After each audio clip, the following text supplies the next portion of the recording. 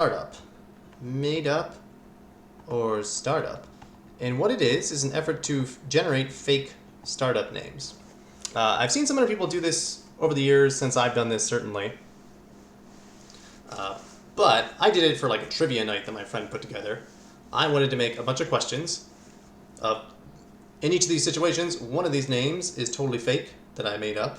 And by I made up, I mean I wrote a machine learning algorithm trained on real startup names to generate fake ones.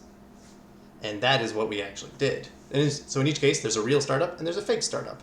And I generated a list of a bunch of fake startup names, and I paired them up with what I thought would be appropriately incorrect, or appropriately weird-looking real startup names. I definitely thought Copyright Labs was an excellent fake name that I came up with an I for copyright. That's just hilarious.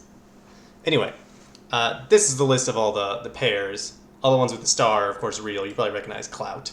But Fiend Social, nope, totally made up name. And I did check, at least a couple years ago, that none of these actually existed. So how does one generate a bunch of names like this? And how are we going to do this? We're going to do two things. One, you can generate things like this by just generating a language model based on all these startup names. And you generate a character at a time until you get to the end, where the end might be defined as the end of a word or a special end character or something like that. That's how you get something like Earth Hooter.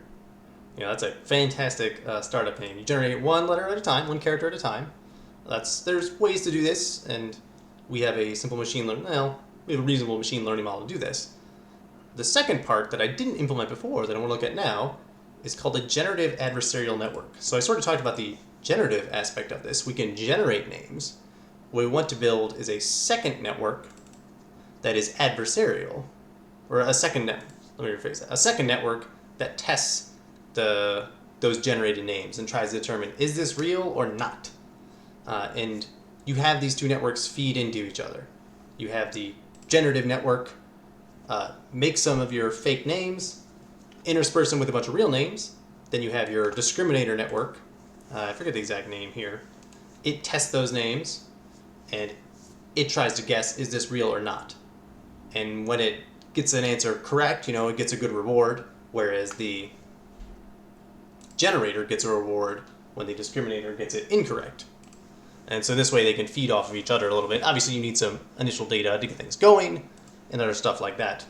So right now I don't have this set up. I've been meaning to build a GAN for a while, and I don't have a ton of experience with them, so I'll be learning along the way.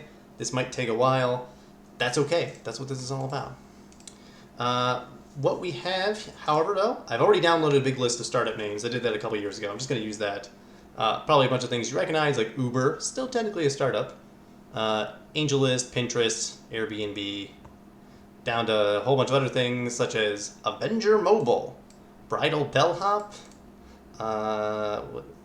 Crumbs with a Z, I don't know.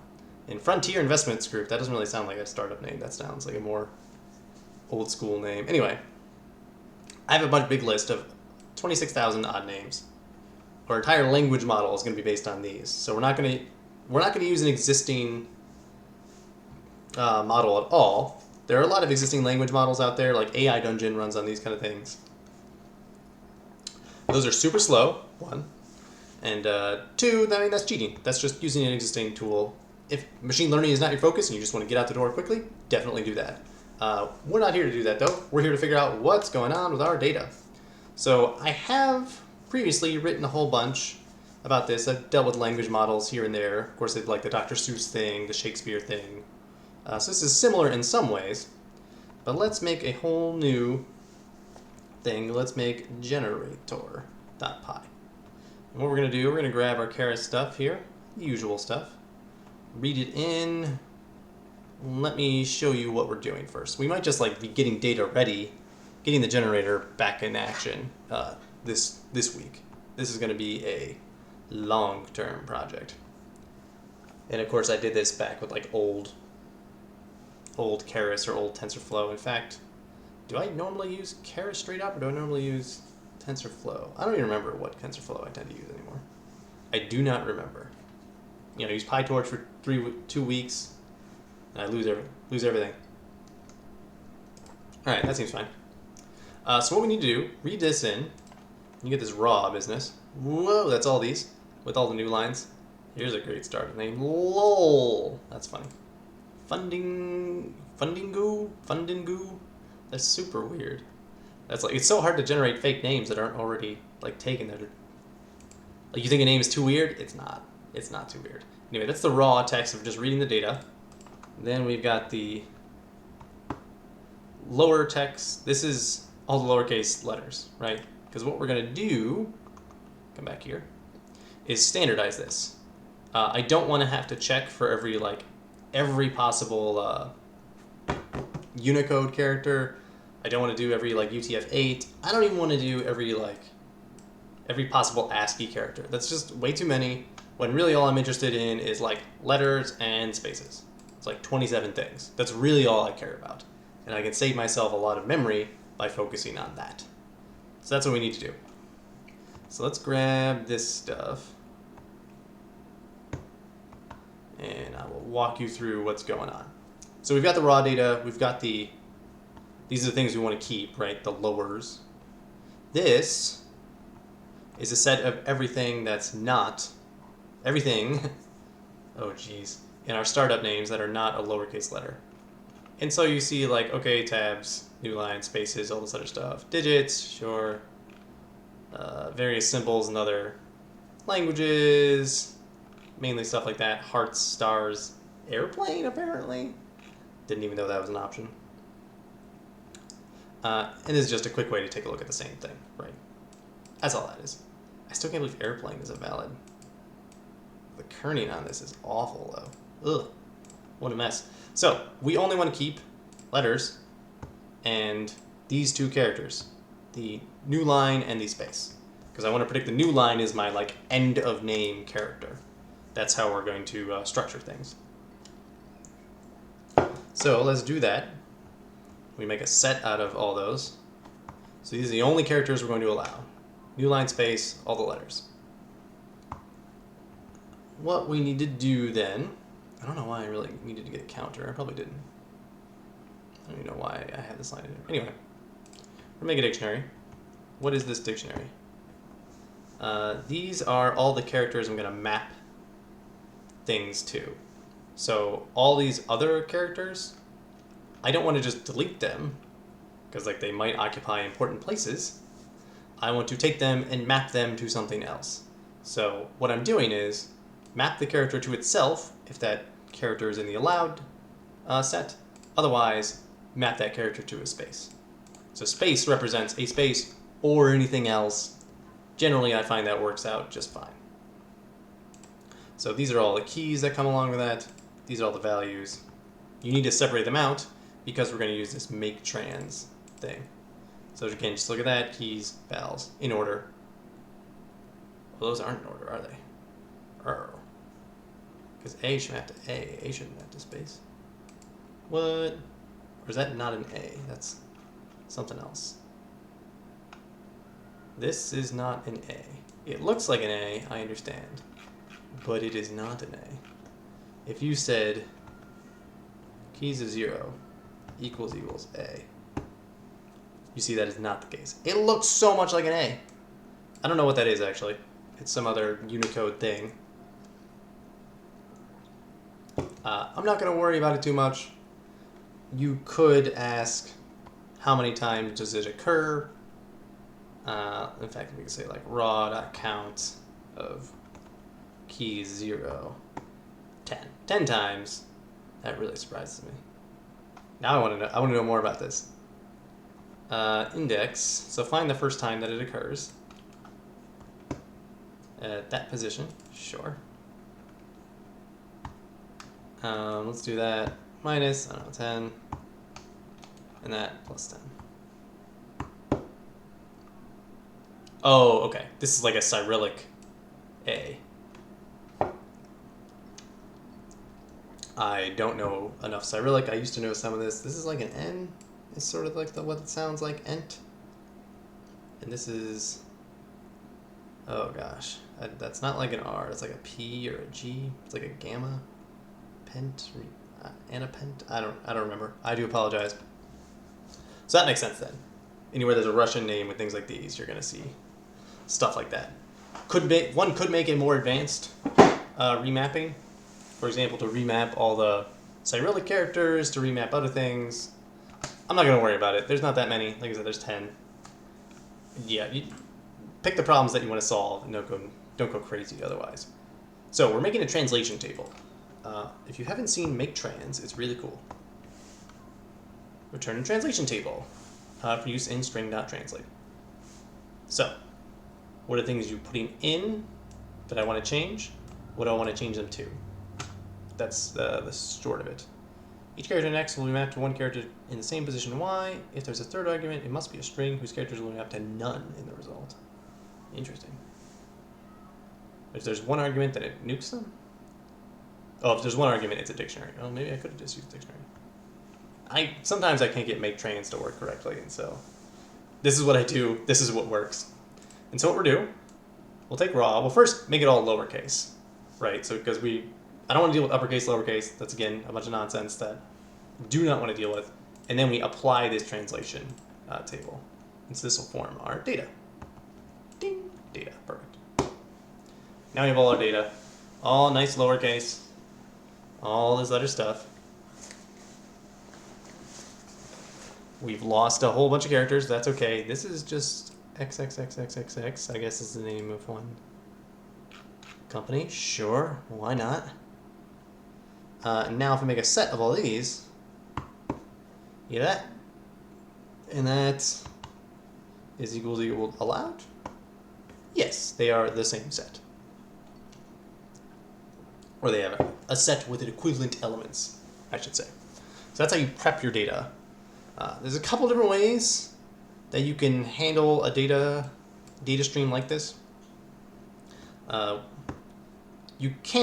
easy thing to do is to just take this is one big long stream, and crank it out. And that's just what you'll learn. If you want to be a little fancier, you can break it up into a bunch of little streams like this and make sure your data only includes singular little streams. I'm not particularly concerned about it. It's not a big deal to me. I think I'm probably just going to do the big long stream just because that's easy to understand, it's easy to do, and I've gotten reasonable results with that. That's like, if that doesn't work, then go back and do the right thing. Okay. There's a problem though. There's a lot of places where I have multiple spaces. Like this, things like that. There's also places where I've got multiple new lines next to each other. I think /n, and data, no, there's not. Wow, okay. Oh, but there will be, I bet. As I take double new lines, replace them with single new lines. So I want to go ahead and replace, sort of squish down all these things. And then squish down things that are like this, which is a name that is only one space, because I removed all the other characters. Essentially, I'm just going to remove that name from the list. So let's go ahead and do that. This should be enough. Yeah, because you just keep removing things until they're all dead. So it's like violence here. You just keep doing it until there's more of it. These are while loops. These are not ifs. While there's ever two spaces in the data, keep nuking them. Keep nuking them. So you might have a place where there's 3 spaces. You'll do this data replace once, but then you'll have 2 spaces because the first 2 gets replaced, and then it doesn't do the second 2 because that hasn't existed yet. So use the while loops like this, and then replace this, and then replace this. No problem. Okay. This is just a list version of all the allowed characters. I don't know why. This should just say allowed. Oh, I need to copy this stuff. I'm working in the old file. There we go. So clean that up. Change this to allowed. Perfect. So again, that's just a list version. Chars. A list version of the exact same set, just so we get it in order. Well, some order, whatever the order is. So that we have some index. We say this is the first character, second, third, fourth, so on and so forth. Okay, what are we actually going to do here? Oh my gosh. So I do a little bit more data prep here. Don't want to drive you nuts. Let me grab a bunch of data here. And then I'll explain what the model here is. All right, what are we doing here? Chars is again the list. We need to assign the index to each one of these characters. That's all we're doing here. I don't know why the unroll length is like that. These are going to be used in our model. We're going to build a recurrent type neural network, pretty straightforward. So we're not going to go nuts with this. What we do, look at char indices. Now we have a map from letters to numbers, so on and so forth. Indices char is a map that goes the other way. You could also just use the list. I don't know why I didn't just use chars here. Anywhere I would use this, you can use this. I might have needed a dictionary for some odd reason, and that's why I did that.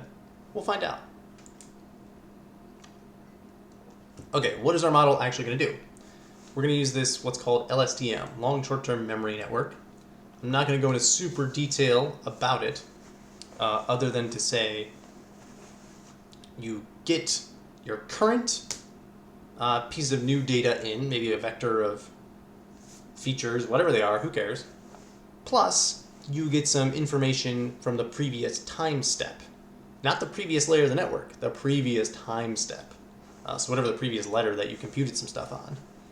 You get some interior information on that. And in LSTM, you save and update like the memory of this module in a particular way. These are very popular a few years ago. They're not as popular these days. I think these days it's all about like transformers and attention networks. Maybe we'll look at that in the future, but I don't want to deal with that right now. So what is this model doing? One, we're going to build a sequential model. We'll do this. So we start up a new sequential. This was nice. We get default graph. What? This is new. Do I have TensorFlow? Do I have TF here? No. Well, that's funny. Which version of TensorFlow do I have? 2.1. You know, 2.2 I hear a lot of good things about. I'd love to switch that. Tell you what we're going to do is just switch all this nonsense to TensorFlow proper. There we go. Oh, much better. See if all this works, and then we'll just do no model name. Oh, right. It helps if I, name things correctly. So we'll change everything to TF to TensorFlow. And then we'll just import TensorFlow as TF, just in case. There's 7 lines there. Bam, bam. There's no TF.character.layers not embedding. I don't actually need simple RNN, so I don't care about it. I'm not going to use that. LSTM, we have embeddings. Okay, so we got to find out where that got put. Terrace, TensorFlow, embedding layer. TF character layers embedding. Oh, it's just I see. It's no longer in this embedding sub. There we go. Okay, that's all the usual stuff. That's good. Come back down here. These should now work. Yeah, there we go. So we're just using the TensorFlow version of Keras now. Should be all good. So, make a new model. We do this embedding layer business. What that does, after a whole bunch of hot mess, this will take our character, whatever input we have, length chars. Oh, because we're going to put in like a one hot thing, right? Actually, we're going to put in 16 characters at once. And then we'll advance like a character step at a time. So you'll put in the first 16 characters of our data, whatever they are. So uber/n, buffer/whatever. This is sort of like the seed. You put this in, each one is a one hot encoded vector. So this is a like 28 by 16 array that we'll put in. Right, because this one will just be a bunch of zeros but a 1 in the U position. This will be a bunch of zeros but a 1 in the B position, so on and so forth. But we want to embed that in a smaller space. The embedding has weights, but I don't know that it's super complicated. Turn spotted integers, indices into dense vectors of fixed size. This layer can only be used in the first layer of a model. They don't actually describe how it works, though, do they? They might, in more detail. I don't want to go into super detail about it. Anyway, each of those indices we'll start putting into this 48-dimensional space. So we'll turn like our 16 by 28 thing into a 16 by 48 thing. But instead of having like the one... Oh no, we don't have to do one hot, do we? No, that's the whole dang point. Well, that's not the whole point. Turns positive integers indexes into dense vectors. Okay, yeah, we don't have to do one hot. This gives you some embedding from a 0, say, an A, into a 48-dimensional space. Or a 1, which is a B, into a 48-dimensional space. A one-hot encoding is a one type of embedding, really. That's just very fixed. It's going to be, you know, n long and zeros everywhere except a 1 in the thing you want. This is not that. This is going to be, I believe it's usually referred to as a linear-ish space, such that if you add two characters together, they'll start to look sort of similar in some sense. I don't know. I wish it had a better explanation. What does the model look like right now? Did I already add that layer? I did. Cool. So output shape is 16 by 48. So there's this many parameters, which should be my 16 times 28. I haven't even stated that yet. No. There's 16 things times 48 times 2. No. Where did they get this number? That's a mystery.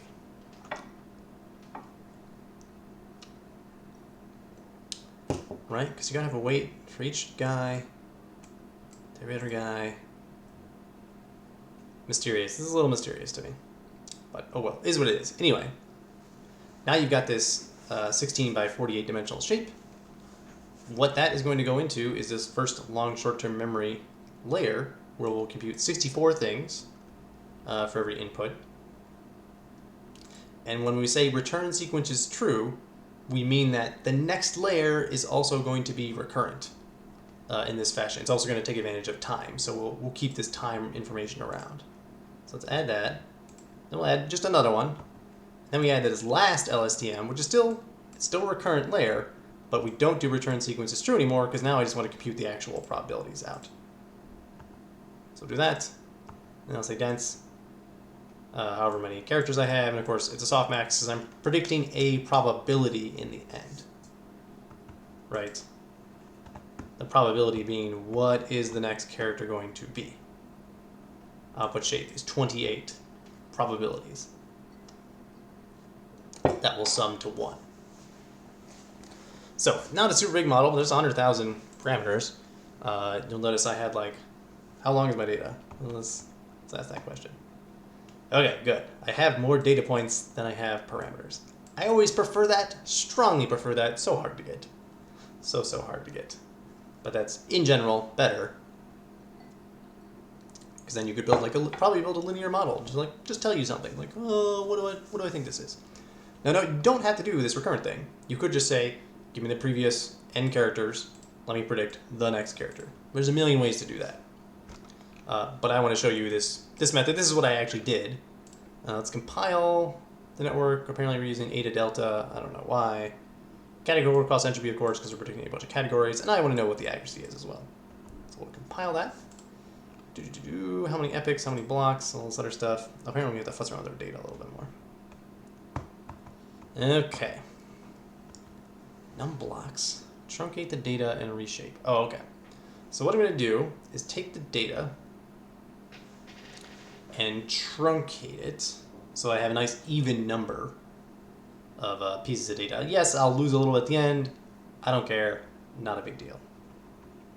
10 epochs is probably not enough. But whatever, we'll do it. This is data now. So Frontier Investments grew... so sad. They got cut off at the end. Oh well. And then what we're going to do is take our data. Jeez, oh man. Oh, the data is actually just it's a string. Turn that into a list. Turn that into an array. And then I want to reshape it into a number of blocks. So nice even num blocks into 10 chunks. Why am I doing this? I do apologize. Oh, I'm turning the 10 chunks so I can keep some of it. That might be why I'm doing this. This is madness here.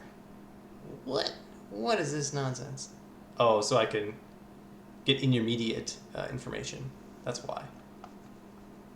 That's why I did it this way. Let me just snag. Oh, what is this nonsense? All right. Well, we'll grab this. Yeah, this was all so I could save intermediate information because I'm a little bit crazy. It's not wrong to save intermediate information. You often want to do that. So what's going on here? Let's block up our data. Ding. So now we got a nice character in each position. No, I don't have an index in each position. I have a character. So I can't just shove this in yet. So that's what this bit is going to be about. All this stuff. So what I'm saying is for every epoch, we're going to do this. I don't want to overwrite my weights, though. I like those old weights. Those are decent. These are new startup weights. For every epoch, we're going to train one time. Right? We're going to do validation split of 0.1. Obviously, I've got the blocks arranged here. These are super long, but not forever long. We're going to make a bunch of sentences and a bunch of next characters. So what happens for every block here? Let's see. Because every block, we need to make the data and fit that data. Interesting. Okay. So I step for I in range. There's no reason to do 0 there. Oh, no, I see there is a reason, because I used the step size. Should have trusted myself. So we're setting up some index. And the index is which chunk of the data we're grabbing. And so we're going to shove in these 16 long chunks of the data. So we create a whole bunch of sentences that are just 16 long, whatever they are, and we step by whatever our step size is, so one character at a time. So this is all this uber whatever nonsense. I probably had to do this due to memory issues, actually, and these days I probably wouldn't even have to worry about it, but I will still be a good... I've already saved myself the trouble, so I won't go crazy here. So you notice you're getting like a 16x data blow up when you do something like this. The next characters I need, because that's what we're trying to predict. So each element of sentence is going to be input, each element of next characters is going to be the output, the prediction. These are the actual strings, though. We need to convert those to the indices, and that's all we're doing here. Will you make the zeros for those things? Length sentences, length chars. Oh, right, these are the probabilities. These are the 16 by n things, the max length. And then you actually convert it, the indices. You take the character, you get the indices. You take the character, you get the index. You set that one to 1, all the others are 0. Again, all the others are, right, of the appropriate character in our sentence. Why do we do sentences 0 differently here? For t comma char in sentences 0. Set this. Hang on, I need to like just step through this so I don't lose my mind. Reading code, harder than writing code. It's a well-known fact. And now I'm reading code that I wrote several years ago. Okay, we got all that. This is what x looks like. This is what y looks like. X and y are empty, of course. Sentences, all those guys, sure. And next chars. So uber slash n buffer slash n STREA, I guess is the next thing. What is it? Oh, I lost the. Look at the original raw data. Streak is the name of the company, apparently. quite all right. So, now that we got that, what is actually going on here? What if I set t equal to 0 and char equal to sentence is 0? What does this do for me here? These set the first unhashable type. Oh, that's not good. NumPy dot. I'm not trying to hash anything, pal. Char indices char. Oh. I thought sentences. Did I not set char correctly? Oh, no. Sentence is 0, 0. That's what I need. There we go. Yeah. So now X has a 20 here, representing the U from the Uber, and the Y, the predictions.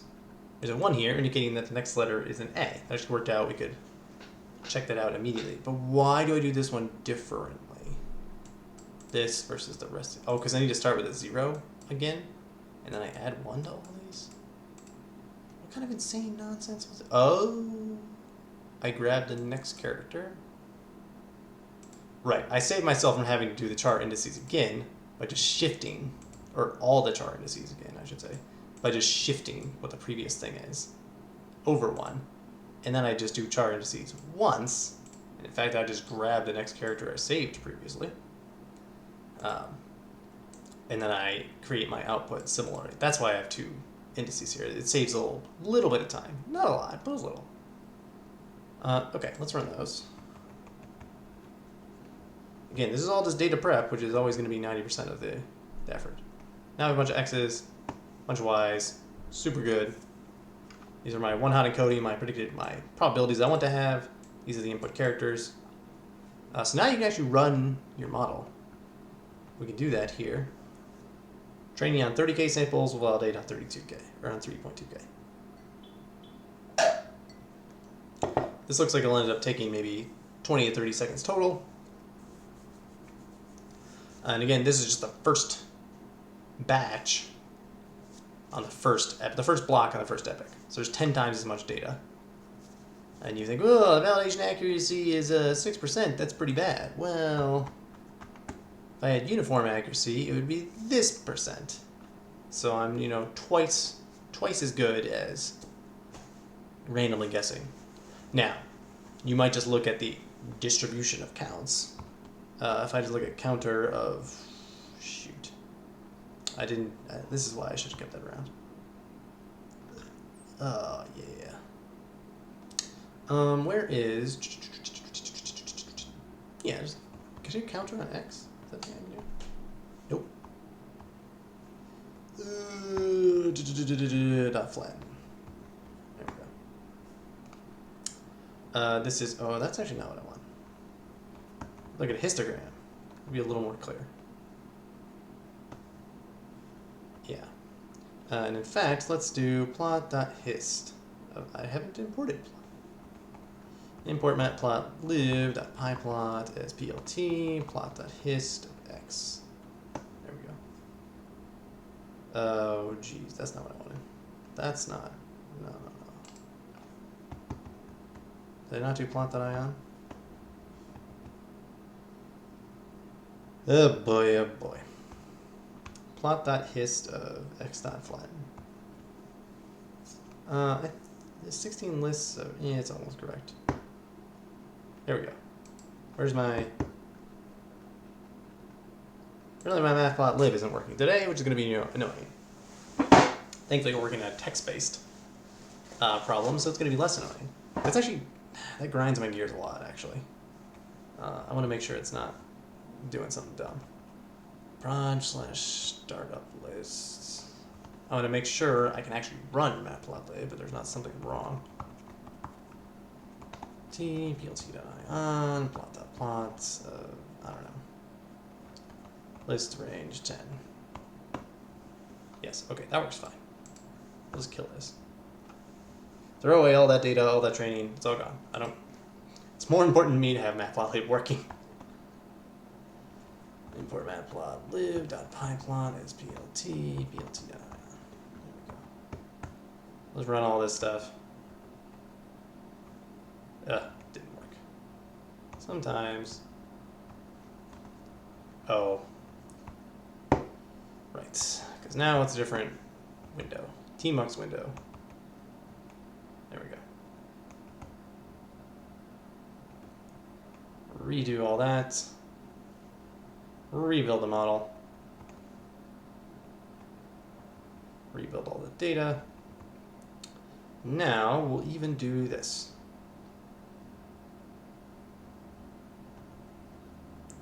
Oh, come on. Oh, auto indent. Getting burned. Getting burned. There it goes. So now you can see my TQDM as well up here telling me which guy I'm on. So it's about 20 seconds per epic, or maybe even a little bit less, depending. And so it's going to be about 100 times that total. So figure about 2,000 seconds, about 40 minutes or something. Is how long this model would take to train. Obviously, I'm not going to do that on stream, but you can see what the situation here is. And you really want this validation accuracy to start to click up. It's having a really hard time. Wow. Wowzers. That is, oh, hang on. Validation went down. So there might be some things to fix yet with this model. You'll note that in here, I had this model, then I do a bunch of other things. I do more things, I do more things, I do more things. Supposing we had a model, right? Just suppose. Dream the impossible dream with me for a second, if you don't mind.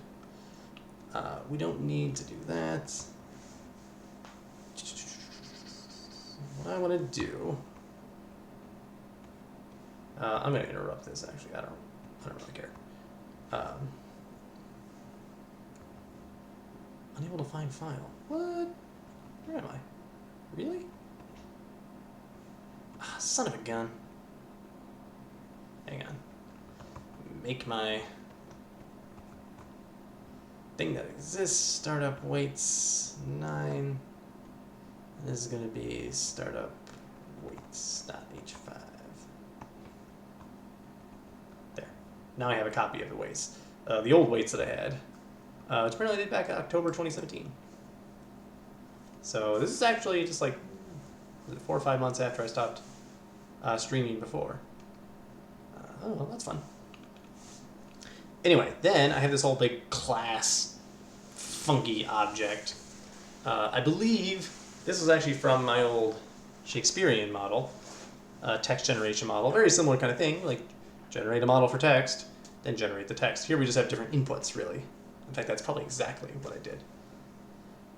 This obviously gives you some base input, what is the max length of your model, that kind of stuff, how many characters do you have, all this other kinds of typical stuff. I don't want to go into this super whole lot, other than to say you will generate from and sample from the distribution that you predict. So let's go ahead and run that. So we got that, cool. And then, yeah, here's a good one.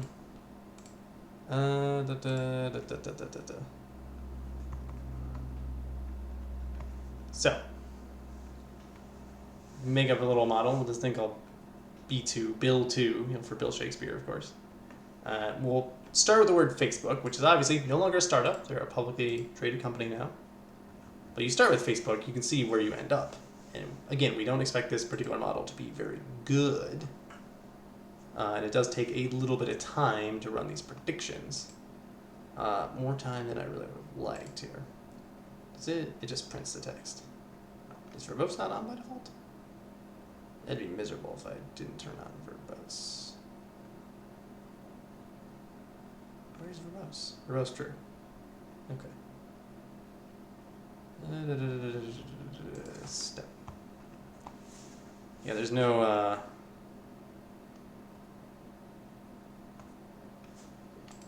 no progress bar on this, so it's just gonna drive me crazy. Really? Do I not? Here. Let's do this so I don't go crazy. Oh, there we go. Oh yeah, that's horrendous. So this model is hot garbage. Hot garbage. Did I not load the weights here, mate? Or maybe the weights I loaded are just terrible. Also a possibility. I could have sworn they weren't that bad. But maybe I was wrong. And now we should be able to see. Yeah, now it's going. So it's like, well, it's going to take 45 seconds or so. But this is to generate, a whole bunch of characters, many of which are spaces, other things. You don't see new lines in here, which is curious. I mean, those are they're not even that rare. I wonder if those get replaced somewhere. I have to double check that. But anyway, you take this and you generate your textual data. And then you can look at them and say, like, oh, I like this one, I like that one. Make sure you didn't generate a real name. An important caveat. Yeah, I think that's as far as this model goes. That is way more garbage than I expected. Yeah. So something's up. Yeah, something is up with the model, shall we say. Because it is not supposed to be spitting out garbage like this. No. You can take a look at b2.text, I think. Yeah, so that's the text that we generated. Yeah. This should be 2000 long, 2008 for whatever reason. And I bet if we just do a count on this, it's going to look a lot like a regular, doesn't look like a regular distribution at all. A lot of D's, W's, R's, L's. The exact opposite of what I would have thought in terms of common letters. Like, okay, W, not super common. Space, pretty common. Like, where are my new lines? So there's something up here. There's probably something up in my, whatever the heck my model is. But I loaded the weights. So it's like, hypothetically, the model ought to look decent. Because I loaded some weights that I thought were okay, frankly. Unless I saved over those weights already. Which would be miserable.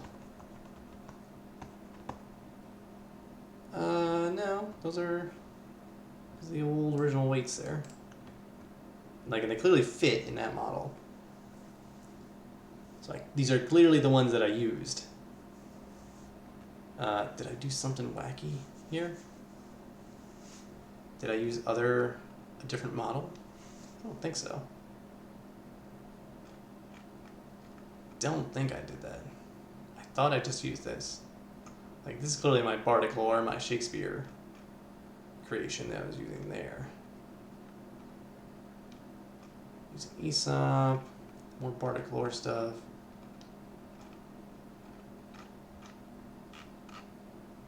Yeah, this should be right. So why isn't it? First of all, let me just do that so I can see this more quickly here. One, we never seem to be predicting new lines. Let's actually model.predict. All right, generates output predictions for the input samples. Yes. Let me just put in some of our training data, for example. Like the first 10. That's way too many, turns out. The first 2. Yeah. So one of these should have all the probability. Yeah, well, that was like 18%. That's 13%. 14. And in fact, let me do this. Let me say yes to that, and then do plot dot matrix show.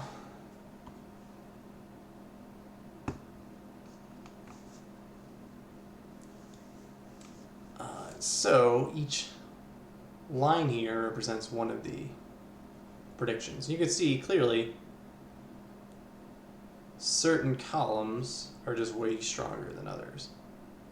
like 0, which I thought was A. Why is A not way more common? This is number 4, that's a D. It's relatively more common than all these other things. This one is really different. Is this the end of Uber? U-B-E-R? No. Like these two, obviously the space and the new line, pretty common. And there's definitely a reasonable probability there. So what's going on in my startup object? Yeah, if only I kept better records on how I generated these. Thought the code would be enough. All right, let's walk through this, and then we may call it for the night. And of course, this is all just training. This is all supervised learning entirely. None of this is this adversarial stuff yet. But this is sort of the first part. You need some sort of generator, and then it will learn to get its reward from the discriminator that says, yes, that's a true name, that's a false name, true name, false name, true name, false name. It will also need to futz with this model to generate an entire name, not just one character at a time. So there's things we'll have to futz around with, but I wanted to show off this little bit. But why so terrible? Why so terrible indeed? And why no new lines? Yes. Okay, so we initialize it. We put in the model, we put in the initial text, maximum length, number of characters, is chars. Chars are the allowed characters? Yes. Do what?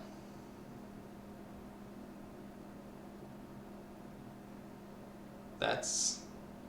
what? Why is that the order in which I have them? That's weird. Chars list allowed. Allowed.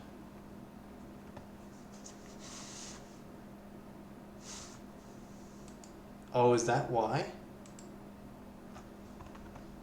Hang on.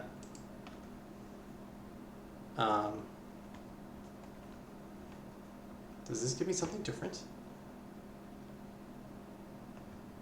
That's why I did that. This is a set. Order changes. When I call list on it, you get an arbitrary order. This is just a list that I don't need to convert into a list. Lowers is a set. Lowers is a bunch of strings. Extra is a bunch of string characters. List of all that. Okay, now it all makes sense again. Well, that explains why this went terrible. Yes, that explains a lot. Let's load weights again. Just to clear out the nonsense. Right? There we go. There we go. Remake that. Let's do this. See if we get some more reasonable results. It might not still, but we'll find out. Hey, what do you know? Those look like things. So you get things like balling capitals. So here's what you do when you get one of these. Balling, not in there at all. The word ball is a couple times. Balling, though, not. Balling capital. That could be a new startup name. In fact, let's see if it's around. I love that name. Balling capital. Nope. Bowling capital. I want to know what's the balling capital of the world. Doesn't exist. Oh wait, what's this? Balling capital. It's some German book from 1754. Low balling capital needs, all this other stuff. Nugene, the Marigore, Grudspart. This is presumably .com, but clearly like all the dots got turned into spaces. Sulicy, font of, like, it starts getting a little goofy, right? The longer it goes on, the further removed from reality it is. In fact, if you let it go for a while, you're going to see it much goofier. Okay, I'm glad I fixed that problem. The model is not hot garbage. The model is, in fact, vaguely decent. The saved old model that I had, at least. So trarking, some sort of trucking and parking, a truck parking solution, trarking. The Marigore. I have no idea what that would be about. Nugene. It's literally some sort of drug. And this is, of course, their F here. Facebook. Sulicy font of... yeah, that one's weird. And Reconter, Apera, Correntive. Compare. Just compare. It's a good name for a company. A lot of this is just like, what are pronounceable syllables that we can string together? And lo and behold, you get things that look like this. These are actually still pretty reasonable. All the way down at the end here. And you get a bunch of new lines too, look at that. New lines. And new lines in sensible places. Local solutions. Sparks. ProStack. ProStack sounds like a good one. Ostrang. I don't know what that's about. But again, Duke Capital Media. Is Duke in our list of names? Duke. Skadook is. Is Capital Media? It might be actually. It's not. Look at that. See, it learned that is a. Oh, what is this? Relth Convority Service Technologies. Oh boy. Deltho or Dealtho. Dealtho. See? Canatar.com. Nothing. The Green Tea Incorporated. Forte Technologies. That's cute. That's like almost like a pun. Oh man. In a future problem, if we get this game working, I'd like to build a pun generator, or pun generator detector, that is. That would be super cool. Libe Videris. So it's like, this is a Latin sounding word. Let me give you another. Sare Store, Hank Good. There's weird things. So this is why I had a lot of fun with this. Contour Paste, Centils, Fingo. Ah, so that one like sort of does it. There's F-Ingo. F and Go, I see. Online services. So you do have to be careful. Tringer? Was that like a Tinder mashup? Nope. Doesn't exist. Some of these are like generic sounding business names. Cardiac Design Labs. Like this is obviously some sort of heart-related pharmaceutical place. But you get ones that look like that in here too. Like, well, there's home indices. Medicash. That's a good name. We help you with Medicare. We're Medicash. Wait a minute, there's a place called Medicare? Alright, so my list, not perfect. But that's okay. What is this? Prod Note? Like, that's super silly. That's just as silly as Kane Commerce, spelled wrong. Refinter. So you can have a lot of fun with this. If I haven't published this model online to a GitHub, rather, I don't recall if I have or not. I will do that in the next week. But this is sort of the very, very first step of what it takes to make a model to do something like this. I'm going to let it train for... No, I'm going to recompile the model. That's right. I wish there was just like a reset the weights button. But like do it with the correct initializers. I want to see how bad is it like when it trains just a little bit. Like obviously that model like had a reasonable amount of training. Previously we got up to what, 7% accuracy in a training set. So we'll see how it does here. Maybe 1 or 2 epics. Let it go, and then we'll run just that model. And by epics I mean blocks, because we're doing 10 sample blocks. So yeah, that's 6% or so. Now you can see it's looking vaguely decent. We don't need to rebuild it. We can just come down here and make a new model. So I'll let this finish, and then we'll interrupt it. Because I do not want to wait, the 40 minutes or whatever. Nobody got time for that. So come down here, do this, a rebuilt model, and we'll step it out. So glad I added that TQDM. Makes my life so much better. And we'll get a whole bunch. We'll get the new lines, get everything else. It'll look great. I wonder what character had I mapped to new lines instead, that it was like clearly there's some character that just like never occurs, but it's not Z, it's not X. Is it like J? Is J super rare? No, there's plenty of J's. Like P's, no, P's are all over the place. I don't know. There's clearly some letter that was like V, a bunch K, clearly. No? Obviously, I could just like do a count of like, oh, how many do we have in each category? Well, almost there, almost there. And we'll see what the like garbage model. Yes, this is about what you expect from the garbage model. It tends to get like vague word shapes correct, but it really needs to train for a while before it's vaguely useful. Yeah, it's a bunch of garbage. Bountiful. Yeah. So that's why I made sure to save the weights. So I'm not going to retrain. I'm going to just use these weights for now, for whatever we're doing. But I wanted to make sure we have that available. Okay. So this is sort of the absolute basic generator. We wanted to build a generative adversarial network, though. We're going to need to update this to generate an entire name at a time. So we're going to have to we're going to restructure the model a little bit to be able to do that. Because right now we just generate a character at a time, and that's not super good. And then we'll need to build the critic, the discriminator, that, given a name, just tries to determine, is this real or not? And I think the right way to structure that is it just gets a character at a time, determines is this real or not, and at the end, that's the call that you accept. You say, okay, yes, I accept this. We might put an upper limit on the length of names, like, I don't know, 32 characters or something like that. I don't know, like, yeah. We'll be used, like, you don't need, no, this is your name. Anything else is garbage. Garbage. Sphericon 3D. Oh yeah, we don't have all those names. Picmax, there's so, names are so silly, but like, so are the names that I was able to create. When people did this trivia, no team got all of them correct. But of course, like, you have a 50-50 chance of getting an answer correct. These were the ones I generated. Again, all the star ones are real, right? Probably you know Clout. You've heard of that. Or Asper Media, for example. So yeah, you're sort of basing, like, 5 is random guessing.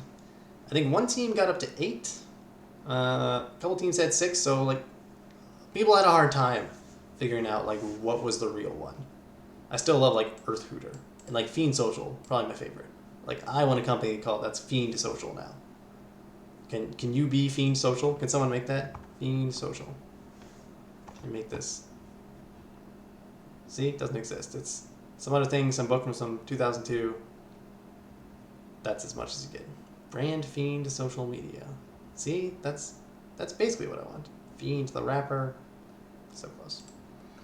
Okay, that is all I have for tonight. I don't need to pad this out for another 3 minutes. I think that's a pretty good start. Next time we'll come back and we'll work on restructuring this model to have the kind of output that we want. That might be easy, that might be hard. I haven't looked at that. Then if we have time, we'll look at the discriminator side of it. And then we'll hopefully just start those two training each other back and forth. Cool. All right.